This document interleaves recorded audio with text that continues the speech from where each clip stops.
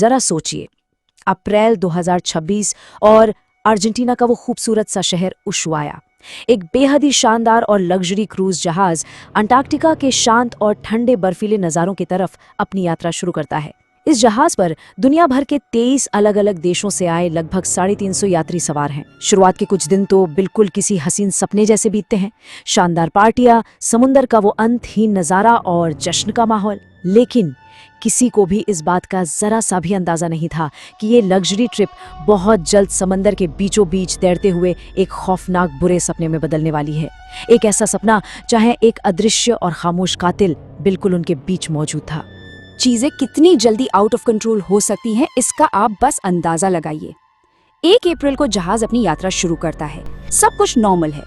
लेकिन ठीक 10 दिन बाद एक 70 साल के डच यात्री को अचानक बुखार आता है, सिर दर्द होता है, उसे सांस लेने में बेहद तकलीफ होने लगती है और 11 अप्रैल को जहाज पर ही रहस्यमयी तरीके से उसकी मौत हो जाती है।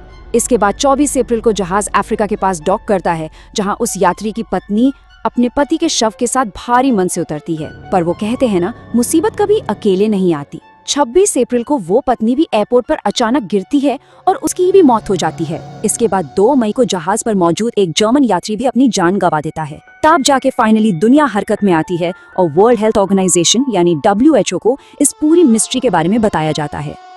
अब यहाँ सबसे बड़ा और डरावना सवाल ये था कि आखिर वो कौन सा अदृश्य कातिल था जो इन यात्रियों को एक एक करके अपना शिकार बना रहा था। जरा उस साइकोलॉजिकल प्रेशर और खौफ की कल्पना कीजिए। आप समंदर के बीचों बीच एक जहाज पर फंसे हैं, जहां आपके आसपास लोग अचानक रहस्यमयी तरीके से मर रहे हैं और कोई नहीं जानता कि अगला नंबर किसका होगा। दुनिया भर की न्यूज़ हेडलाइंस में इस जहाज को घोस्ट क्रूज कहा जाने लगा। पैनिक इस कदर फैल गया था कि कोई भी देश इस जहाज को अपने बंदरगाह पर रुकने की इजाजत तक नहीं दे रहा था। खैर, लगातार कड़े टेस्ट के बाद आखिरकार सच्चाई सामने आ ही गई और वो डायग्नोसिस था हंता वायरस, एक ऐसा नाम जिसने पूरी दुनिया के मेडिकल समुदाय के पसीने छुड़ा दिए। देखिए, ये कोई आम मौसमी वायरस नहीं है। इसके साथ जुड़ी सबसे खौफनाक सच्चाई ये है कि इसकी कोई भी अप्रूव्ड वैक्सीन आज तक नहीं बनी है। इसका कोई प्रूवन इलाज नहीं है। अगर कोई बदकिस्मती से इससे संक्रमित हो जाता है तो डॉक्टर्स केवल सपोर्टिव केयर दे सकते हैं, मतलब वो सिर्फ आपकी बॉडी को सपोर्ट दे सकते हैं। लेकिन इस जानलेवा वायरस से असली जंग तो आपके अपने इम्यून सिस्टम को ही लड़नी पड़ती है। और इस वायरस से जुड़ी जो बात सबसे ज्यादा रोंगटे खड़े करती है वो है इसका मोर्टेलिटी रेट, यानी मृत्यु दर 50%। इसका मतलब समझ रहे हैं आप? अगर 2 लोग इन्फेक्ट हुए हैं तो उनमें से एक की जान जानी लगभग तय है। यही वजह थी कि इस वायरस का नाम सुनते ही ग्लोबल हेल्थ ऑफिशियल्स तुरंत हाई अलर्ट पर आ गए। एक ऐसा वायरस जिसका मृत्यु दर इतना ज्यादा हो और जो समंदर के बीच एक बंद जहाज पर तेजी से फैल रहा हो, वो सच में किसी भी देश के लिए एक बायोलॉजिकल टाइम बॉम्ब से कम नहीं था। अब ये हंता वायरस शरीर को किस तरह से तबाह करता है, ये इस बात पर डिपेंड करता है कि आप दुनिया के किस हिस्से में हैं। एशिया और यूरोप में पाए जाने वाले स्ट्रेन को HFRS कहते हैं। ये सीधे मरीज की किडनी पर हमला करता है और शरीर के अंदर ही इंटरनल ब्लीडिंग शुरू कर देता है। लेकिन नॉर्थ और साउथ अमेरिका में पाया जाने वाला स्ट्रेन, जिसे HPS कहते हैं, वो इससे भी ज्यादा खौफनाक है। ये सीधा आपके फेफड़ों को टारगेट करता है। फेफड़ों के अंदर तेजी से फ्लूइड यानी तरल पदार्थ भर जाता है। मरीज के लिए ये एहसास बिल्कुल वैसा होता है जैसे कोई जमीन पर बैठे बैठे धीरे धीरे पानी में डूब रहा हो और फिर दम घुटने से उसकी मौत हो जाती है। शायद आप सोच रहे होंगे कि क्या ये कोई नया वायरस है? जी नहीं, इसका इतिहास काफी पुराना और खूनी रहा है। 1950 के दशक में कोरियन युद्ध के दौरान इसने पहली बार तबाही मचाई थी, जब अचानक 3000 से ज्यादा सैनिक रहस्यमयी तरीके से बीमार पड़ गए थे।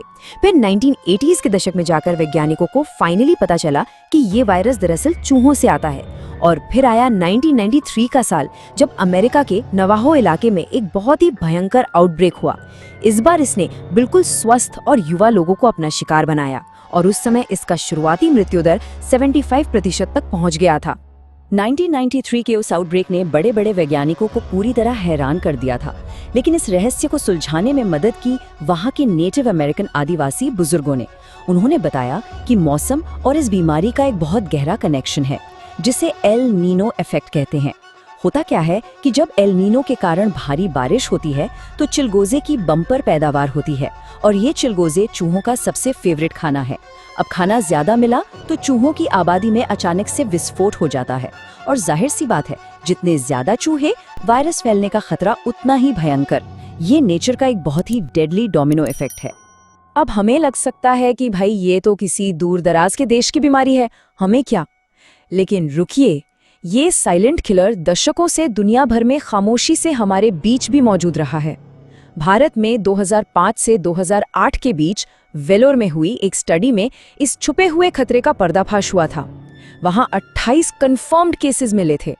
ये वायरस खास तौर पर गोदामों में काम करने वाले वर्कर्स और चूहे पकड़ने वाले इरुला समुदाय के लोगों में पाया गया। और सबसे हैरान करने वाली बात तो ये थी कि वहां की सामान्य आबादी के लगभग 4% लोगों में इसके एंटीबॉडीज मिले। मतलब लोग इन्फेक्ट होकर ठीक भी हो गए और किसी को कानो कान खबर तक नहीं हुई। लेकिन कहानी में असली ट्विस्ट तो अब आता है, एक ऐसा मेडिकल ट्विस्ट जिसने सारी साइंटिफिक थ्योरीज को हिला कर रख दिया। दशकों तक वैज्ञानिकों का यही मानना था कि हंता वायरस केवल चूहों से इंसानों में फैलता है, इंसान से इंसान में नहीं। लेकिन 1996 में दक्षिणी अर्जेंटीना में एक ऐसा आउटब्रेक हुआ जिसने विज्ञान के इस पूरे नियम को ही तोड़कर रख दिया। ये था एंडीज स्ट्रेन। इस एक स्ट्रेन ने मेडिकल साइंस के सारे पुराने रूल्स को खिड़की से बाहर फेंक दिया। आइए इन दोनों के बीच के इस बारीक लेकिन जानलेवा फर्क को समझते हैं। स्टैंडर्ड हंटा वायरस चूहों से इंसानों में आता है, लेकिन बस वही रुक जाता है। वो एक इंसान से दूसरे इंसान में नहीं फैलता। लेकिन ये जो एंडी स्ट्रेन है ना, ये पूरी तरह से अलग गेम खेलता है। ये ह्यूमन टू ह्यूमन यानी इंसान से इंसान में फैल सकता है। ये बहुत ही करीबी शारीरिक संपर्क, जैसे एक ही बिस्तर शेयर करने या फिर बॉडली फ्लूइड्स के संपर्क में आने से फैलता है।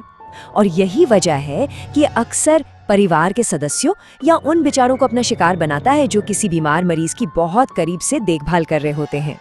तो चलिए अब वापस अपने उसी घोस्ट क्रूज की ओर चलते हैं और इस मिस्ट्री को सुलझाते हैं। आखिर ये एंडी स्ट्रेन उस लग्जरी जहाज पर पहुंचा कैसे? देखिए, स्टेप 1, वो डच कपल अपनी यात्रा शुरू होने से ठीक पहले उशवाया में एक बर्ड वॉचिंग टूर पर गया था और वो जगह एक ऐसे लैंडफिल के पास थी जहां चूहों की भरमार थी।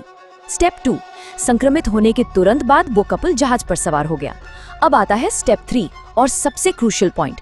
ये वायरस बीमारी की शुरुआत में केवल 1 दिन के लिए दूसरों में फैल सकता है। यही इसकी ट्रांसमिशन विंडो है। अगर वो कपल 2 दिन बाद जहाज पर आता तो शायद किसी और को ये बीमारी नहीं लगती, लेकिन उनकी टाइमिंग इतनी सटीक और अनलकी थी कि वायरस उसी 1 दिन की क्रूशियल विंडो के दौरान जहाज के अन्य लोगों में तेजी से फैल गया। और इस एक छोटी सी बदकिस्मती का नतीजा क्या हुआ? 10 मई तक के आंकड़े सच में डराने वाले थे।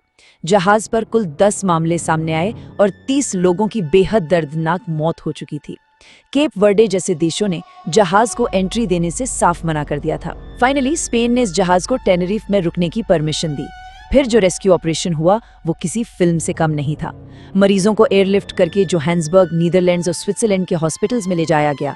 जहाज के क्रू में शामिल 2 भारतीयों को भी नीदरलैंड्स ले जाकर क्वारंटाइन किया गया। पूरी दुनिया बस अपनी सांसें रोके इस बचाव अभियान को देख रही। अब ये सब सुनकर आपके मन में भी ये सवाल आ रहा होगा कि क्या ये हमारा अगला ग्लोबल पेंडेमिक बन सकता है? क्या हमें फिर से घरों में कैद होना पड़ेगा? तो चलिए एक रियलिटी चेक लेते हैं। राहत की बात ये है कि ऐसा होने के चांसेस बहुत ही कम है। देखिए, कोविड या फ्लू की तरह ये हंता वायरस हवा से नहीं फैलता। इसके फैलने के लिए बहुत ही लंबे समय तक काफी क्लोज कांटेक्ट की जरूरत होती है और जैसा कि हमने अभी देखा, इसके फैलने की ट्रांसमिशन विंडो भी बेहद छोटी है, सिर्फ 1 दिन की। इसलिए दुनिया भर में इसके रातों रात फैलने का खतरा ना के बराबर है। तो पैनिक करने की कोई जरूरत नहीं है। लेकिन हाँ, इसका ये मतलब बिल्कुल नहीं है कि हम लापरवाह हो जाएं। बचाव ही हमारा सबसे बड़ा हथियार है और इस साइलेंट किलर से बचने के लिए कुछ बहुत ही प्रैक्टिकल कदम उठाने जरूरी हैं। सबसे पहले घरों को अच्छी तरह से सील करें ताकि चूहे अंदर ही ना आ सकें। अगर आप किसी पुराने धूल भरे स्टोर रूम या गोदाम की सफाई करने जा रहे हैं तो भाई N95 मास्क और दस्ताने पहनना मत भूलिए। अपने खाने पीने की चीज़ों को सुरक्षित रखें, कचरे को सही तरीके से डिस्पोज करें और साफ सफाई का खास ध्यान रखें। यही वो छोटे लेकिन बहुत असरदार तरीके हैं जो आपको और आपके परिवार को पूरी तरह से सेफ रख सकते हैं। तो दोस्तों, इस पूरे एक्सप्लेनर से हमें एक बहुत गहरी बात समझ आती है हम इंसान अपनी इस दुनिया को प्रकृति के ऐसे कई खामोश और अदृश्य कातिलों के साथ शेयर करते हैं। घोस्ट क्रूज की एक खौफनाक घटना हमें याद दिलाती है कि नेचर के पास हमेशा कुछ ऐसे छिपे हुए खतरे होते हैं जो किसी भी वक्त एक बुरे सपने में बदल सकते हैं। अंत में सवाल बस यही रह जाता है कि क्या हम इंसान वास्तव में प्रकृति के इन छिपे हुए खतरों के साथ को एग्जिस्ट करने यानी उनके साथ रहने के लिए पूरी तरह से तैयार हैं? इस रोमांचक और सच्ची कहानी को हमारे साथ समझने के लिए आपका शुक्रिया। सतर्क रहें, सुरक्षित रहें और अपने आसपास की इस मिस्टीरियस दुनिया को ऐसे ही एक्सप्लोर करते रहें।